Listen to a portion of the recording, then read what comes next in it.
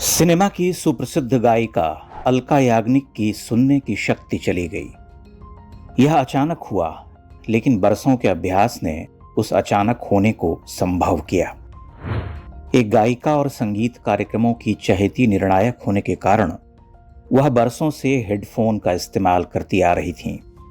उनकी बीमारी को सेंसोरी न्यूरल हियरिंग लॉस कहते हैं। अलका याग्निक एक उदाहरण है। करोड़ों करोड़ युवा घंटों ईयरफोन, लीड और हेडफोन का इस्तेमाल करते हैं। एक बड़ा खतरा हमारे आसपास है। क्या आपने इस सत्य की ओर ध्यान दिया है कि पिछले कुछ वर्षों में हमारे चारों ओर शोर बहुत बढ़ गया है। नगर से लेकर ग्राम्य जीवन तक की यही कथा है। ध्यान आता है कि दशकों पहले गांव में ब्याह इत्यादि पर लाउड स्पीकर बजाने का चलन था।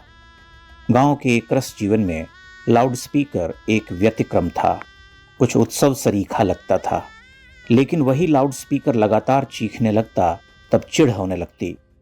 पर्व त्योहारों तक ठीक था, लेकिन वही लाउड स्पीकर कब काफिरों को अपनी ताकत दिखाने का माध्यम बन गया, पता ही नहीं चला। मौलवी का कर्कश कंठ दिन में 5 बार झेलिए।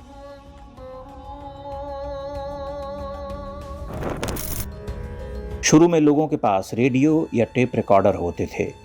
उस ध्वनि की उच्च सीमा भी साधारण ही होती थी। धीरे धीरे साउंड सिस्टम आने लगे। 90 के दशक में उन सिस्टम्स की लोकप्रियता बढ़ने लगी। धीरे धीरे सिनेमा घरों का कल्चर बदलने लगा। मल्टीप्लेक्स के साथ धूम धड़ाम करते हुए डॉल्बी डिजिटल साउंड शुरू हो गए। सिनेमा हॉल के भीतर ध्वनि प्रदूषण बहुत बढ़ने लगा, लेकिन तब लोग उस लाउड म्यूजिक का आनंद ले रहे थे। धीरे धीरे वह उनकी आदतों में घुल मिल गया। लोगों ने इस खतरे की ओर कभी ध्यान नहीं दिया कि बंद सिनेमा हॉल में धूम धड़ाम करती हुई संघनित ध्वनि उनकी श्रव्यता सीमा से बहुत ऊपर है, जो कान के पर्दे फाड़ सकती है। लेकिन हम तो मॉडर्न बनने की होड़ में हैं। हमें अब शोर बहुत अच्छा लगने लगा है। तेज म्यूजिक सुनना, धरती पर धमक पैदा करने वाले डीजे साउंड का चलन बढ़ना, जोर जोर से चिंघाड़ते हुए हॉर्न बजाना, ये सब अनिवार्य हो गए हैं। इस परिवर्तन से एक ही बात समझी जा सकती है कि विकास और तकनीक के साथ उग्रता, आक्रामकता बढ़ रही है। मनुष्य का हृदय बंजर हो रहा है। बुद्धि को समय की आक्रामकता ने हर लिया है। विवेक मर रहा है। सड़क पर चलने वाले 80% युवा कान में लीड ठूंसे रहते हैं। कोई कितने गाने सुन सकता है, कितनी देर सुन सकता है, यह एक यक्ष प्रश्न है।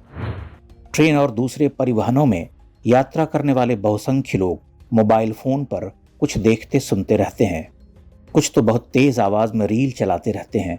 उनमें कोई नागरिक दायित्व नहीं।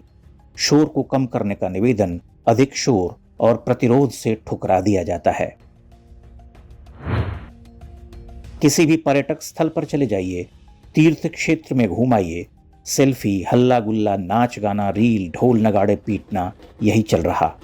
मनुष्य की सामाजिकता नष्ट होती जा रही तो वह अकेलेपन में शोर खोजने लगा है। इसे मनुष्य की चेतना से भी जोड़ना आवश्यक है। उसका टेस्ट, स्वाद, मन और बुद्धि से स्थूल लोगों में जड़ता का मोह होता है।